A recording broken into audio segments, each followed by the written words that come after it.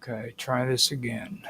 First, I gotta go to my content, delete the first cosmic weave that I just did, and well, actually,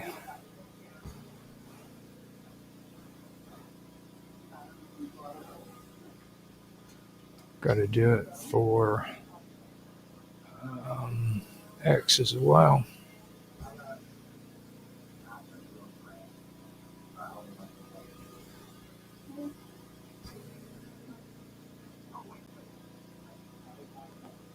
Delete that one. Gotta delete.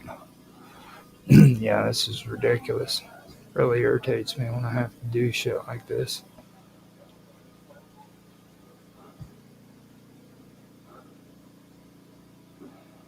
Okay.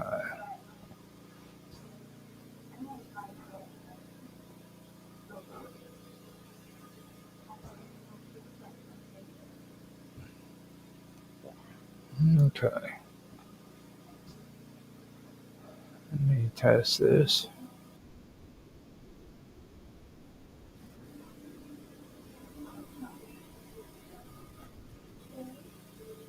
Oh, now go to the channel.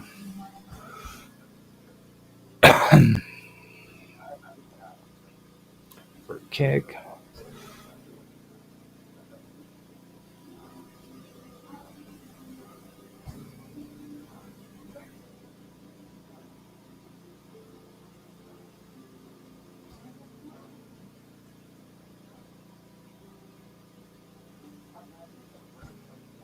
Yeah,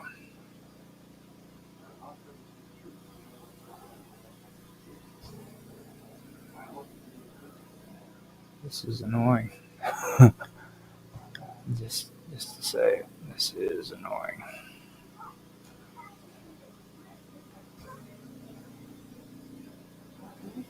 Okay,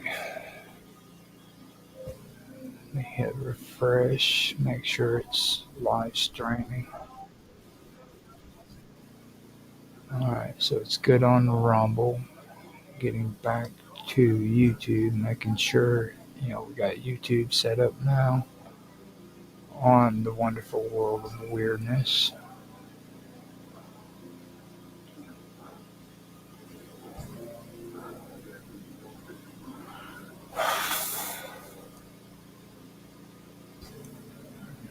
Check out the audio, make sure it's all set up. I accidentally did the stream on the Strange Stories, and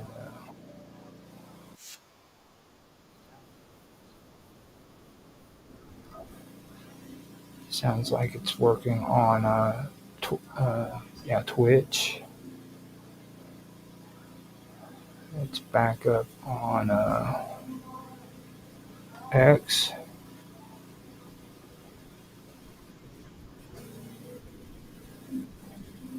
It's good on Twitch.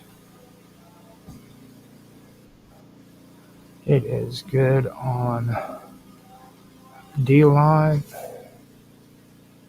and now it is going on Kick too. So everything, it all sounds good. Now I got to go to my channel on Kick if it shows my replays down below, which it's supposed to do, but it's not. And once it does that,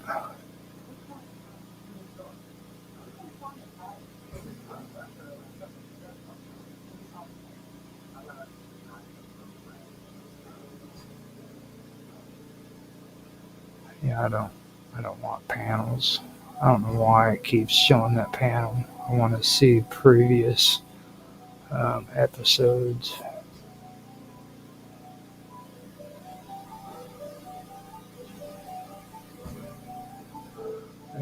That stuff drives me nuts.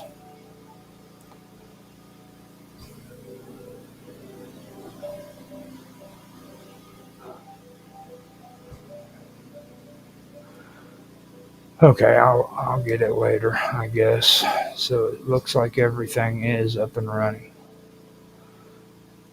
So I got 3 minutes. I'm gonna go grab some coffee, and then I'm gonna come back and get started. We are doing the Cosmic Weave, and uh, this is going to be the episode that talks about the scientific side of it with the human brain. So we've got everything set up and ready to go. I got my notes, or my reading, I should say, that's put together. I freaking usually do my streams about freaking 5 p.m. But today I'm running behind on my writing part of everything, so I had to write this out, get the um, grammar and spelling straight. After I'm done with this, I'm going to turn it into a blog, which I have on Medium. You can check that out if you want to. I go by freaking Omega Red on there. So, that being said, let me go get my coffee before it hits 9 o'clock, and I'll be right back.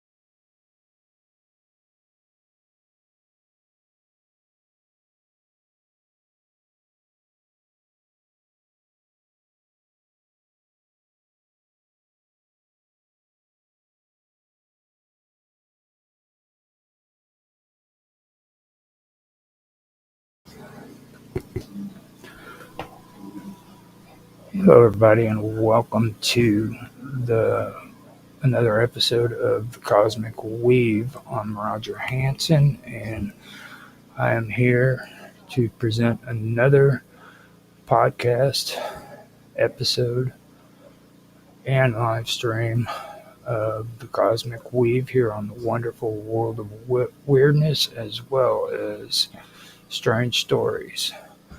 You can find strange stories on YouTube and minds.com, and you can find the wonderful world of weirdness on YouTube as well as on Rumble. Besides that, I'm streaming the episodes on uh, Twitch, X, DLive, and Kick. So you can find it there as well, just under Infamous 1969 on Twitch, and also Roger Hanson, or at ROGLOL1973 on X. I'm also on DLive as Roger underscore Hanson, and I am Roger underscore Hanson on Kick as well. So that's where you can find me. If you ever want to check out the other material that I have, I stream all of those on there, and they're easy to find. All you got to do is find me at those locations. With that being said, I will get on to the, the episode. Now, this is technically part 3 of my scientific side to the Cosmic Weave. I have been discussing uh, ancient theology, ancient lore, ancient uh, religion, whatever you want to call it, ancient beliefs about uh, primordial um, the primordial beginnings of the cosmic weave, basically. And I've also been um, delving into topics concerning the scientific aspects of it. Um, Now you can hear other people discuss the cosmic weave, and they do have their own interpretations of it. Mine does differ in a few ways. Like a lot of people who discuss the cosmic weave believe in these networks of nexuses that are set up with that link to one another, so that information can be connected to it. I personally don't follow in that tradition. I believe that instead of these being, well, like it can be called the nexus too, but it's also I refer to it as the axis Monday. I believe there's one nexus point where information is sent to, processed, and uh, put out into the cosmos. Um, According to this theory, that would make more sense to me. Um, and you'll hear a lot of sources refer um, to they'll be using words that like primordial, and that's basically where I have gone to in the last parts of my area that relate to theology, belief systems, and things of that nature. As well as that, with this one, I'm going to be going from the human brain outward, where we'll be discussing things. Well, first of all, I started discussing pathways within the brain, uh, um, the neural system and circuitry and all that of that. And now I'm starting to just now relate it to the outside world. Like I was talking about theta waves, delta waves, gamma waves, and things like that that work within the brain, the human brain, or every brain actually. And I started giving examples of theta like patterns that are in the environment around us, gamma like patterns, gamma wave like patterns, and delta like wave patterns as well. That would pertain to like um, you know, the freaking ecosystem where animals, the predator prey relationship, that would be a pattern that goes within uh, those type of topics. You also have to look at like migration of birds, the patterns they do. That's also something that relates to these waves that are within your brain. Oceanic waves too are also related to all this. We've covered it in previous episodes, but I just wanted to kind of bring it up and you know get back onto the topic after I mentioned that. So, with that being said, I am going to get started with the reading, and I hope you guys enjoy. Um, so, here we go. Now, the cerebellum contains uh, deep cerebellar nuclei, which are clusters of neurons serving as the cerebellum's output channels. These nuclei send signals to other parts of the brain to execute and fine-tune movements. They do this by processing input received from the spinal cord, sensory systems, and other parts of the brain. The cerebellum doesn't initiate movement, but rather adjusts and refines motor commands to ensure accuracy and precision. It continues to monitor and modify motor commands, allowing for fluid movements and the ability to adapt to changing conditions. Neuroplasticity is a process that enables the cerebellum to adjust to changes within the vestibular system. Vestibular rehabilitation therapy is one of several approaches that harness the cerebellum's plasticity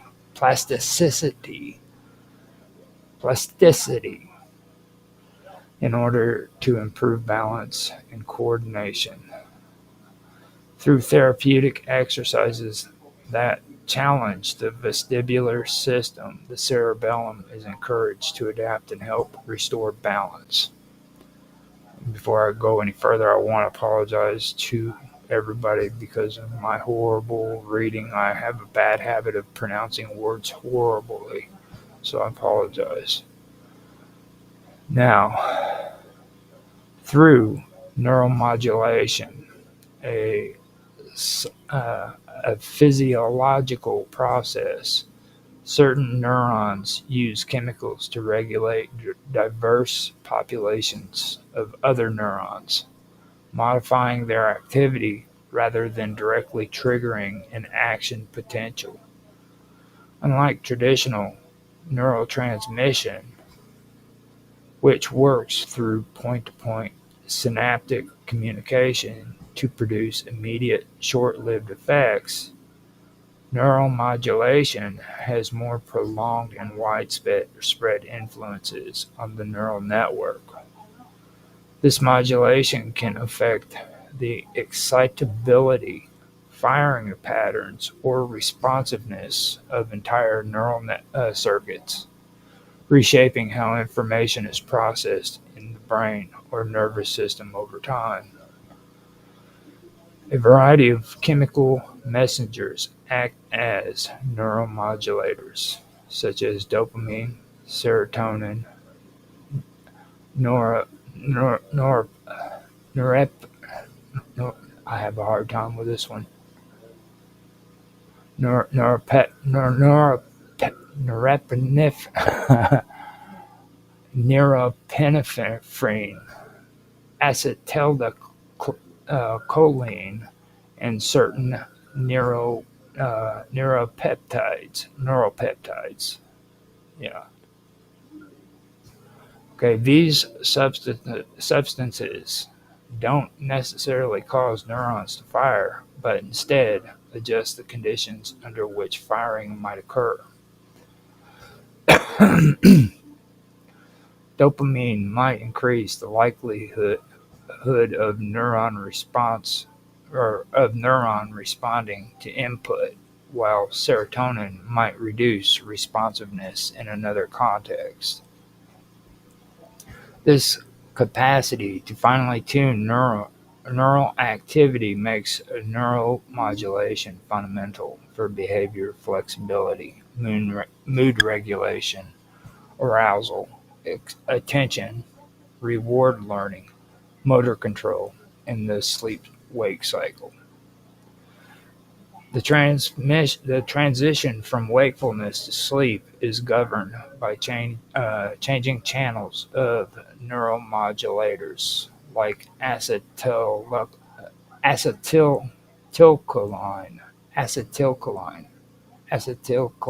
that's the word, and norepinephrine. There it is, norepinephrine. Now, acetylcholine enhances the signal-to-noise ratio in sensory systems, making the brain more attuned to relevant stimuli. In the reward system, dopamine adjusts motivational salience, reinforcing behaviors that result in pleasurable outcomes. Beyond pharmacology, this concept has also been applied in technological inventions. Medical devices that deliver electrical or magnetic stimulation, such as deep brain stimulation, vagus nerve stimulation, and transcranial magnetic stimulation, can modulate neural activity. What makes neuromodulation especially intriguing is that it acts as a regulatory overlay. to the brain's communication system. Rather than altering the content of signals traveling through neural circuits, it changes how those signals are perceived, prioritized, or integrated. It functions as a higher order control system that can modify an overall tone, pace, or that can modify or overall no the overall tone, pace, or responsiveness of neural operations, allowing the brain to adapt to both internal states and external demands.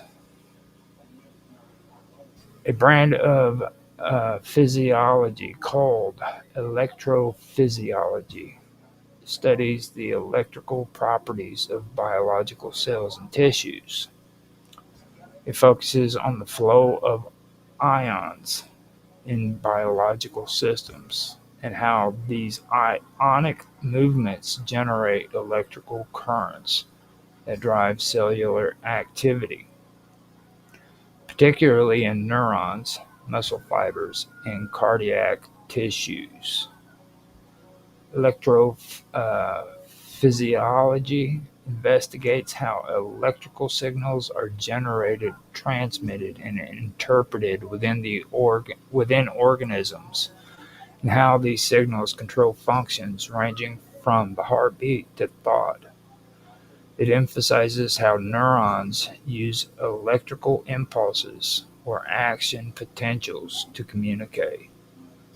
These impulses are created when a neuron membrane potentially when a neuron's membrane potential rapidly shifts due to the movement of sodium, potassium, calcium, and chloride ions across the cell membrane through specialized proteins called ion channels. The voltage changes that result propagate along axons and lead to the release of neurotransmitters at synapses, enabling the signal to transfer to the next cell. Electrophysiological recordings capture this activity either at the level of single neurons or across populations of cells, offering insights into the timing, pattern, and strength of neural communications. One technique in electrophysiology is the use of the electroencephalogram, which measures electrical activity in the brain via electrodes placed on the scalp. It allows researchers to examine patterns of brain waves such as delta, theta, alpha, beta, and gamma rhythms, which correspond to different states of consciousness, attention, and cognitive function. Intracellular recordings allow scientists to explore the electrical behavior of individual neurons, including their responses to synaptic input and firing characteristics.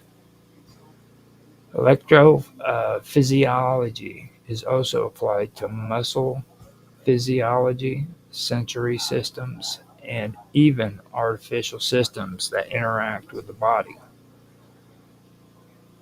Devices like cochlear implants and brain-machine interfaces depend on principles of electrophysiology to convert electrical signals into input, inputs and outputs for communication or control. Biological function is governed by rapid changes in feedback loops that happen in milliseconds. Electrophysiological techniques provide a window into these quick processes, helping researchers understand how organisms respond to stimuli and how information moves through networks. The concept of the cognitive cerebellum is gaining attraction in neuroscience. The cerebellum is involved in higher level cognitive functions such as planning, decision making, and problem solving. It depends on its it depends on its intricate neural circuitry to coordinate movement and process sensory input. This circuitry includes various types of fibers and neurotransmitters that work together to fine-tune motor commands. Two primary fiber types in this system are mossy fibers and climbing fibers. Now, these are what I have used as references when it comes to this topic, the cosmic weave. Now, usually I keep the scientific side separate from the other side, but where I want to add in here is when you look at the world tree, you're looking at these, you're looking at the idea of these branches that are spread all around the world from the world tree. Now, when it comes to the brain, you have to understand that you have this circuitry that's running through your brain, and there's various types of fibers and neurotransmitters that work together. And what they're doing is fine-tuning your motor commands. And these fibers types, there's two of them. There's the mossy fibers and the climbing fibers. Now, I've actually used that as references here in the past on different things that I've done. And this is actually what I'm talking about when it comes to this. So that's important to understand as I go further into this. These fibers are very, very important, and they're they're just very, very important, I guess. So that being said, I'm going to go ahead and continue where I left off. So these mossy fibers originate from multiple sources, including the spinal cord and brainstem, and project to the cerebral cortex. They synapse into granule cells, which in turn send parallel fibers to synapse onto. This is one that's really tricky. It's Purkinje cells. Purkinje cells. Purkinje cells. The Purkinje cells then send inhibitory signals to deep cellular nuclei, which act as the cerebellum's output channels. Now, climbing fibers, in contrast, originate from the inferior olive in the brainstem and project directly to Purkinje cells. Each Purkinje cell receives input from a single climbing fiber, which delivers powerful excitatory input. This distinctive setup allows climbing fibers to play a key role in motor learning and plasticity. Now, plasticity is what I had been discussing earlier too, where the brain is capable of rerouting its neurological system, its circuitry. If a part of the brain is damaged, it can literally rewire itself. It also is capable of doing other things as well, which I've started to discuss again here. But I just wanted to point out that that's what plasticity is. It's your brain's ability to actually rewire and change directions when it comes to the neurons and things of that nature. But it's also able to go in and determine what is needed and what's not needed, and things of that nature. And this is where we're going to start getting into that area. This is another part of plasticity that kind of goes even further into what I've discussed before. So, with that being said, I'm going to go right back to it now. Now, long term potentiation and long term depression are also integral to the cerebellum cerebellum circuitry as forms of synaptic plasticity. Long term potentiation and long term depression occur at the synapses between parallel fibers and uh, Purkinje cells, allowing the cerebellum to adjust to allowing the cerebellum to adjust the strength of these connections based on experience. This in turn fine-tunes motor commands in response to changing conditions. These are two essential processes that support the brain's ability to learn, remember, and adapt. These phenomena take place in the synapses where neurons communicate with one another, involving enduring changes in the strength of those connections. These mechanisms are central to what is known as synaptic plasticity, the brain's ability to change its structure and function in response to experience, activity, or environmental inputs. Long-term potentiation refers to a sustained increase in synaptic strength that follows high-frequency stimulation of the synapses. When two neurons are repeatedly and synchronously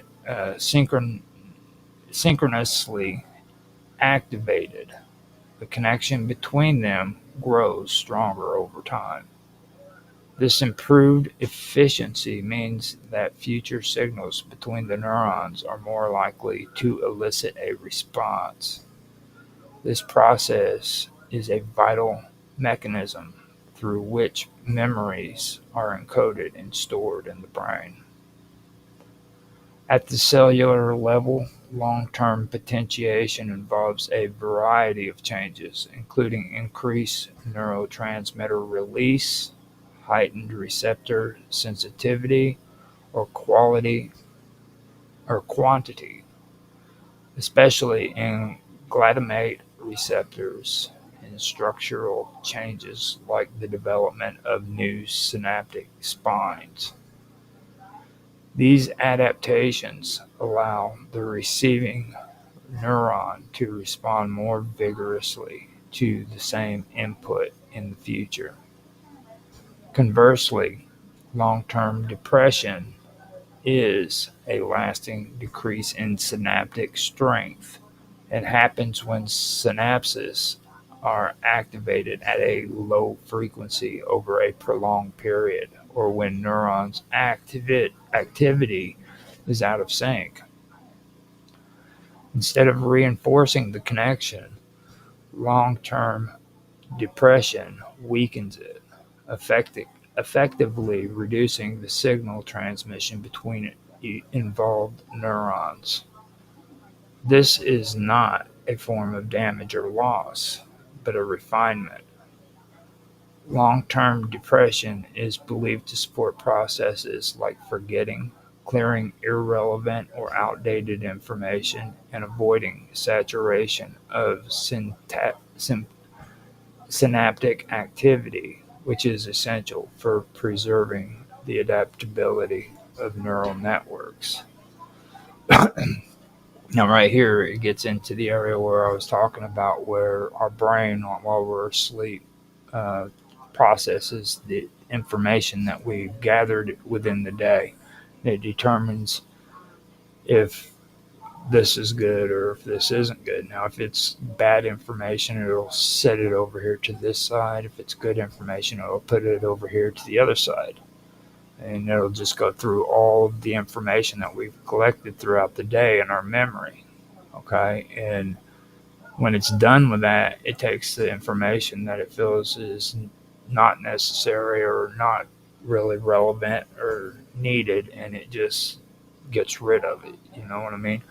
So after it does that, it takes the memories that are needed, that it feels is important and necessary, and it takes and sends it to our long-term memory where it's stored and it's kept. This process is something else that I wanted to bring up and discuss, because you'll hear about people who are involved in um, being abductions with UFOs and stuff, talking about lost time. You know, um, now I've also said some other things, but especially when it comes to that, like lost time, there could be possibly a type of technology that's used to where these beings are able to block out your mind, make it to where you don't remember. And this would be what it is. They would be able to tap into this part of the brain so that they could make it to where you literally freaking just get rid of the information that's just happened to you. Um, and this is something that really stuck out to me. I have never brought it up before, but it's a part of that too. You know what I mean? There's people who believe in lost civilizations, that talk about us being in freaking a state of amnesia. You know, this could actually be a part of that as well. There's so many things that this part of the brain could be a part of when it comes to those kind of things as well. And on the parapsychology side of things, a lot of them always discuss like what we perceive and what we think we see, might not actually be what we're seeing. And this would be a part of that as well. I used a UFO, for example. People will look up and they see a UFO and they believe that that's what they see, but it doesn't necessarily mean that that's exactly what's there. It could be something that your brain is capable of perceiving. It could be some kind of technology that's making you just see that, instead of what's actually there. And the reason why I say that for is because I've been listening to some people who are into parapsychology, and they talk about old folklore, especially in England, where people believe in the fairy folk and people believe in ogres and trolls and things of that nature. And they also believe in uh, uh, or they used to believe in having festivals in their fields, and they would do it regularly. So that became a ritual that was done in the fields. And now today we're having uh, crops crop circles pop up in the middle of these same fields that used to have these festivals take place that celebrated the harvest and things of that nature. Where we're seeing UFOs now, back 200-300 years ago, people were seeing, the fairy folk, or they were seeing freaking, trolls or imps or gnomes and things of that nature. So there could be a correlation there. You know what I mean? Um, and that's also something that's very fascinating to me too, because that's allowing us to um, look look at different points of views when it comes to that. And I'm not saying that UFOs don't do or don't exist. I'm not saying any of that. I'm just saying that there's more um, there's more things to look at too than just what everybody thinks there is. You know what I mean? So I just wanted to put that out there and kind of go over that, because this is a very important part of what I was talking about before, and this is actual scientific research. You know what I mean? This isn't anything that's mystical. This isn't anything that's, been kept away from people, classified, anything of that nature. This is information that anybody can look up and find out for themselves if they want to take a look at it. If you, because my reading is bad, if you have a problem with words that I've said and you want me to like tell you how to spell the words for future reference, if you're wanting to find stuff out, make a comment in the comment section, and I'll be more than happy to share how to spell it. Um, Things of that nature, And with that, I am going to go ahead and continue reading. Now, both long term potentiation and long term depression depend heavily on calcium signaling within the neurons. The magnitude and timing of calcium influx through receptors determine which process will occur.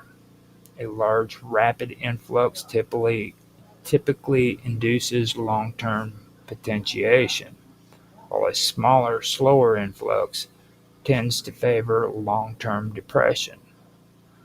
These processes are not uniform across all brain regions, but are especially well studied in the hippocampus, a region associated with learning and memory.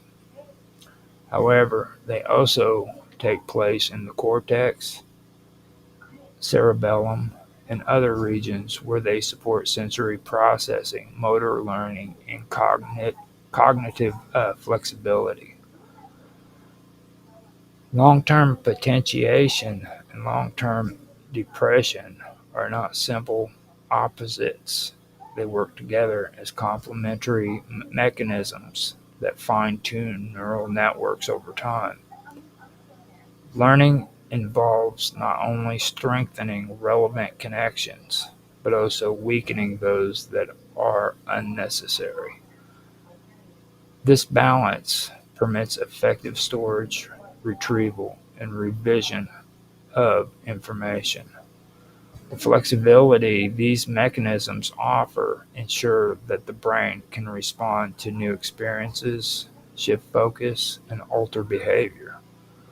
Long-term potentiation and long-term depression form a cellular foundation for which for much of what is understood as memory, learning, and neural adaptability. So, with all of that being said, yes, it does function to help the brain function so that you're able to learn, you're able to um, adapt to, circumstances or situations change according to your environment, things of that nature. You're able to shift focus. You can respond to new experiences, and you can. It also helps you to alter your behavior. You know what I mean? And those are very very important things that you have to have. That involve just everyday moving and everyday learning and stuff. But I personally believe that this stuff actually goes further, Um, Reading this stuff, and the more I read it, and the more that I find out about this stuff and what the brain by itself is capable of doing, it just completely amazes me. It just keeps getting more and more amazing.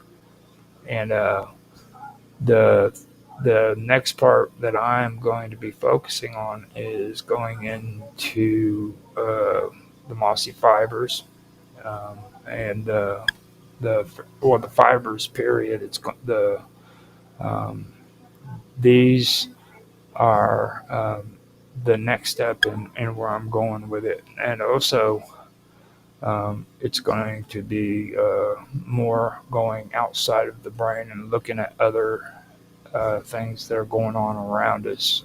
I've kind of started with things that are going on in the real world with natural phenomena, natural patterns, and things of that nature. But I also want to kind of get into, um, for one thing, computer systems and how they're coming up with a lot of neural networks for computer systems that they're using the brain and how it works as examples. That right there by itself is pretty amazing that they're actually using the human brain as an example to create um, computer programs. We've been discussing AI and everything. Me and Mark Edworthy and Tanhai Tran and Mr. Robot quite a bit, and this is something that's a part of. You'll hear a lot of people who are into parapsychology bring this topic or these topics up too. And this is what I said when I first started this series. This is probably the most popular, unpopular subject because they go in and they cherry pick on it. You know what I mean? Like you're not going to get the whole story on certain aspects that are being mentioned, like I mentioned with the primordial reference. A lot of remote viewers, people who are into remote viewing and parapsychology, will always talk about that primordial part of it, but they never really elaborate on what they're talking about. So this is what I've been learning when it comes to the primordial aspects of the cosmic weave and where these ideas, in my opinion, are originating from. Um, these these are things that have been believed in and talked about for thousands of years. This is older than Gaia out of the Greek mythology. You know what I mean? It's actually what created the whole ideology behind the Greek and Roman mythologies, as well as other religious belief systems. Indo-European was responsible for Buddhism, Hinduism. It was responsible for Greek mythology, Greek theology, whatever you want to call it. I don't really like calling it mythology or myth, to be honest, because those people at that time believed in it as a religion. So that kind of doesn't really sit well with me when I say that. So um, that is pretty much what I have to say with the reading and everything. I've covered a lot of it. Now, I do want to come back and go into a different area on this because, like I said, I've been focusing a lot on the on equilibrium in the human brain.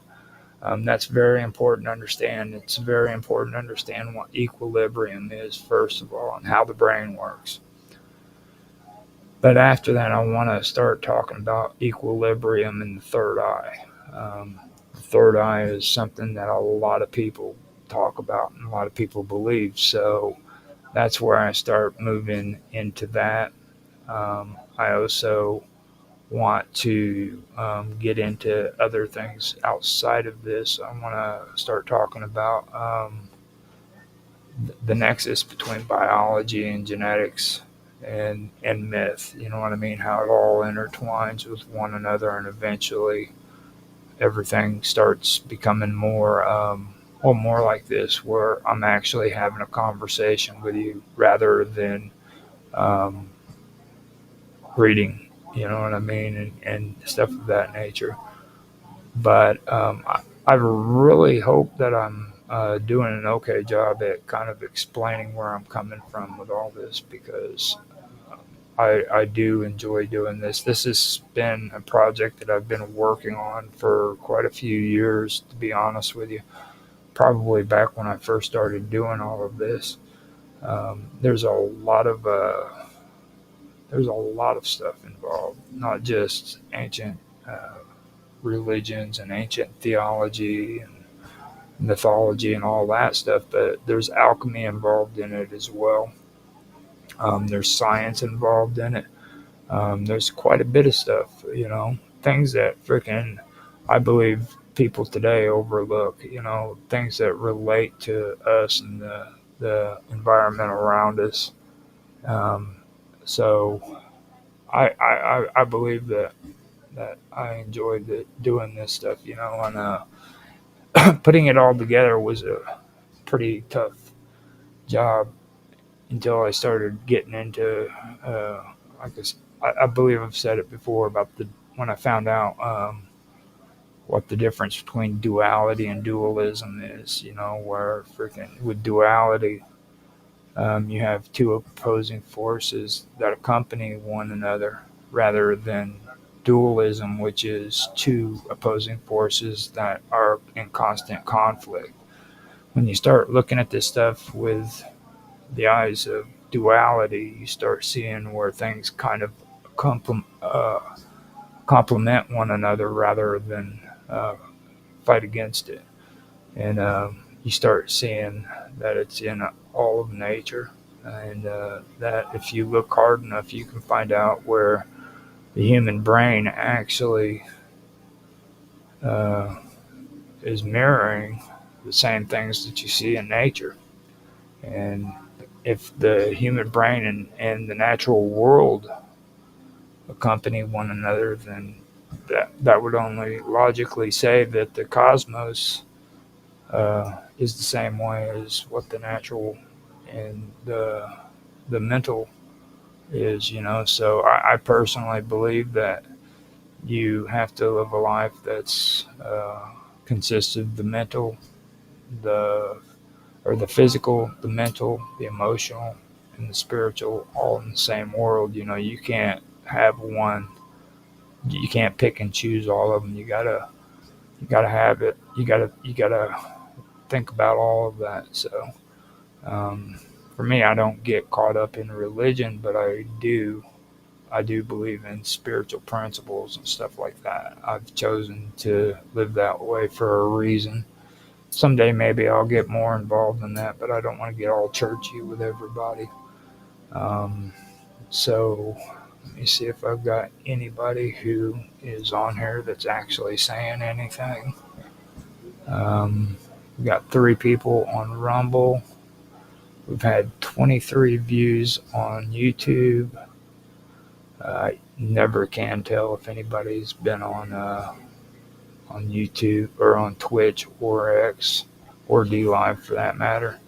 I guess I had Dragus Production uh, on before, but I believe that was on a previous episode on D Live. So, but thanks anyhow for stopping by. Um, and nobody is on um, Kick. Now I've got messages from Alan, Alan, Alenali Baby, and with giving me the C, whatever that is. I've got to get used to Kick. They got all these hip new things on there, all these cool new freaking emoji codes and stuff that they put in there that I know absolutely nothing about. So I've got to learn all about that. So that is pretty much the end of it. I really do wish that I could do this for an hour. You know what I mean? But apparently I didn't have enough to cover 1 hour. So what I am going to do is just say thank you for watching. If you guys liked the stream, please like, subscribe, share, make comments. Please make comments. I do appreciate feedback on anything. If you have an opinion about it, say it. I love to have conversations down in the comment section. Chat's good, don't get me wrong, but I do enjoy talking in the comment section. And besides that, it helps the channel. A lot of people forget that, they worry too much about the algorithm and they don't understand. Like, if you put comments in somebody's channel, then that shows that it's an active channel. If YouTube or Rumble or any of them don't freaking see many comments in the comment section, they start thinking that it's an inactive channel and it gets less views. Oh, I don't know about Rumble, but I know that's how YouTube does it. So if you guys want to help support me, make comments and in the comment section, and I always answer those comments, just so you know. So um, I appreciate everybody for showing up and listening. If you enjoyed, freaking thank you for watching, and I'm glad you did enjoy it. Hope everybody has a good morning, night, evening, whatever it is that in the area that you're in. And with that, I'm going to go ahead and end the stream. So thanks for watching, guys.